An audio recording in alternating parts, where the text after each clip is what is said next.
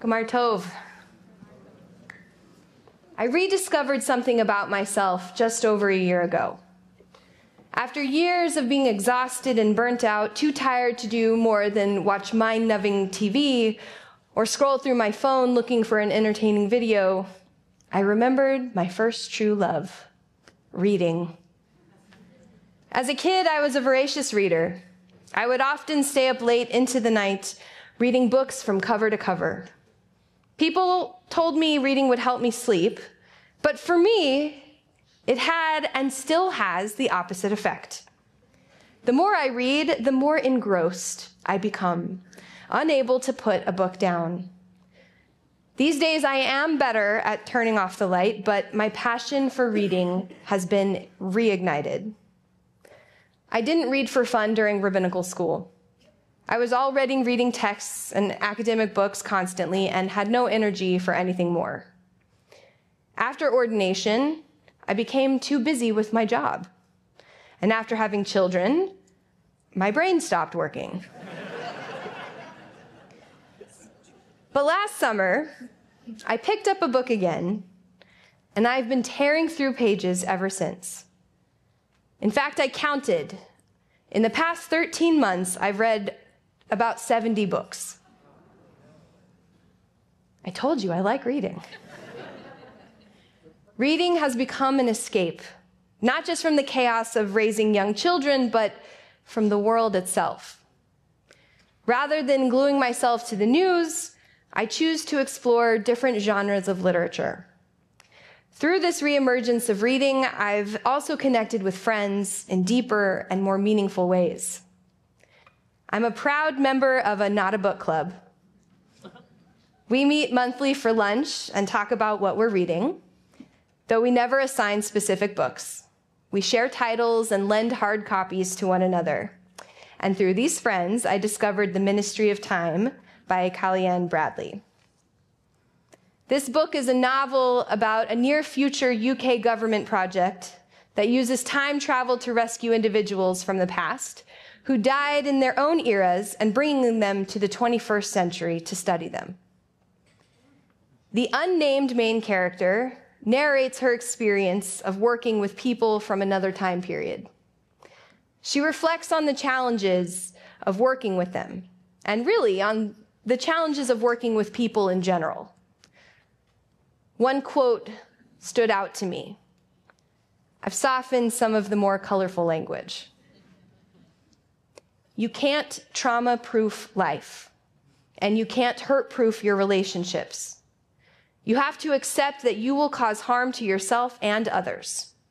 But you can also mess up really badly and not learn anything from it except that you messed up. It's the same with oppression. You don't gain any special knowledge from being marginalized, but you do gain something from stepping outside your hurt and examining the scaffolding of your oppression. You'll find the weak joints, the things you can kick in. I've thought about this passage for months. I've actually been thinking about this concept for the past 2 years. What I'm about to say is neither new nor innovative, but it is true, and it is true to our people's experience across the generations. It's hard to be a Jew. It is challenging to choose life every day, knowing that there are people who want to harm us, who want to end our existence. It is hard to walk by the charred doors of our sanctuary and relive the hatred burned into our beloved worship space. It feels impossible at times to express our Jewish identities without fear of backlash. We are no strangers to oppression, nor are we unaccustomed to feeling marginalized and hurt. We know that feeling all too well in our own community. And yet our very real fear and concern for the future of our people has only increased in recent years. It has also become more common to sense that those around us do not take our fear, our pain, or our suffering seriously. How many of us have encountered looks of derision or anger when somebody realizes we are Jewish? How many of us have been treated with disrespect or unkindness simply because our Jewish identity was revealed? These instances have amplified since October 7th, 2023. And since that tragic day, the experience of being Jewish has become increasingly fraught. In certain situations, merely identifying as Jewish is enough to provoke rage. Much of this has risen since October 7th. But regardless of your position on Israel, it appears that simply identifying as Jewish now invites others to question your morality and ethics. In many spaces, whether you call yourself a Zionist or an anti-Zionist, it has become a litmus test for whether you are trustworthy or not. In June, the Jewish Telegraphic Agency published an article about a psychological report submitted by 2 trauma therapists this past year. Miri Bar Halpern and Jacqueline Wolfman detailed the experience of Jews after October 7th, describing many as facing a psychological term entitled traumatic invalidation. The article explains, Bar Halpern and Wolfman apply the term to what Jews have reported in the months after the Hamas attacks. They said rather than being met with compassion and care, many were instead met with a stunning mix of silence, blaming, excluding, and even outright denying the atrocities of October 7th, along with any emotional pain stemming from them. For the Jews in their study, traumatic invalidation took the form of colleagues who ignored or shunned them after October 7th, or suggested that Israel had it coming, or told them that they were overreacting to anti-Semitic comments.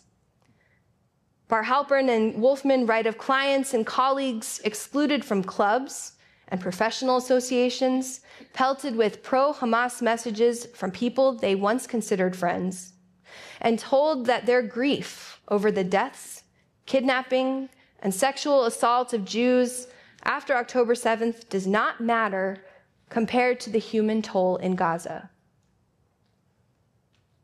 Essentially, Bar Halpern and Wolfman note that Jews who experience trauma, depression, anxiety, or grief after October 7th were told they had no right to mourn because the suffering in Gaza was worse. I do mourn the devastation in Gaza. My heart breaks at images of injured and malnourished people. I ache at the reports of death and destruction. What is happening there is beyond comprehension. And I am a Zionist. I support Israel.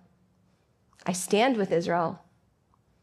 And I strongly disagree with the current government and pray fervently that this war will end and that the hostages will come home.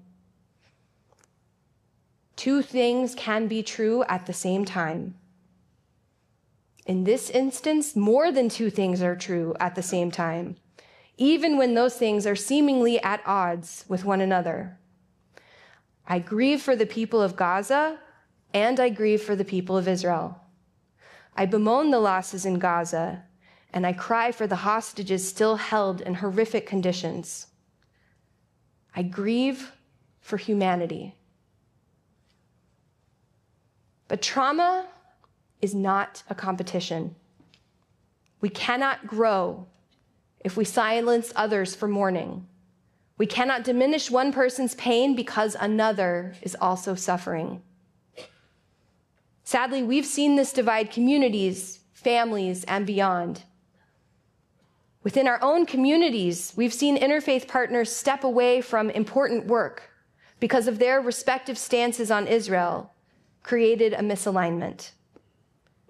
My former senior rabbi in Rochester shared that a Unitarian Universalist pastor with whom he had worked for years ended their friendship because he did not want to work with a Zionist.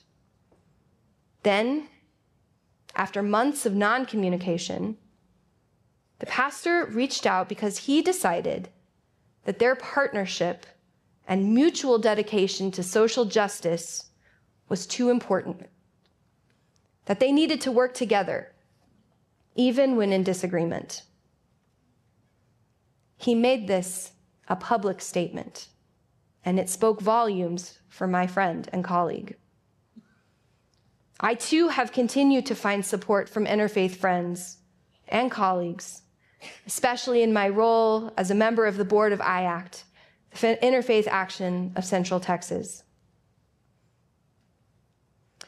This division exists within the Jewish community. Debate has always been essential to Judaism. Machlochet lashem shamayim, the argument for the sake of heaven. As I've stated in previous sermons, that kind of debate is done with respect, with intention, and with purpose. But argument that denies space for others is destructive. That same JTA article furthers this point. Disagreement is welcome and necessary. Traumatic invalidation isn't disagreement. It's ignoring or blaming or unequal treatment. Traumatic invalidation sends the message that the other person is bad or unacceptable as a human being. It's an attack on one's sense of self. That's very different from having a difference of opinion or worldview. Respectful disagreement can actually feel very validating when you sense that the other person sees you and treats you as an equal and valid human. For centuries, the Jewish people have carried trauma. To belittle a Jewish person's grief is traumatic invalidation. To undermine anyone's feelings in the wake of suffering is traumatic invalidation. Recently, it seems that Jews have experienced this more than ever. It feels as though our pain has been ignored, disregarded, even delegitimized. In some ways, it feels like Jews have been canceled. I know that that's a strong and painful statement, and perhaps you don't share the same reaction. And yet the fearful emails and phone calls that we receive, the social media posts on this very topic, and breaking news alerts, including last night's incident in Manchester, paint an ominous picture for the Jewish community. So what are we to do? As Jews, as human beings, how do we move forward? I return to the words of Bar Halpern and Wolfman. Bar Halpern says, I really want to make the case that it is not just a Jewish problem. When you start dehumanizing any type of group, you're going to dehumanize other groups as well. If we look at everything as a hierarchy of pain, we don't see people as people. Then we're losing our humanity. Wolfman continued, one of the things that I've seen throughout the last couple of years is a lot of hope, a lot of connection, a lot of growth. I think that's really important to acknowledge as well. We can validate each other and find those supportive communities and make meaning from our experiences alongside the grief and pain that a lot of us have been feeling and continue to feel. We are a people of hope, determination, resiliency. We believe in connecting with others, even those with differing views and beliefs.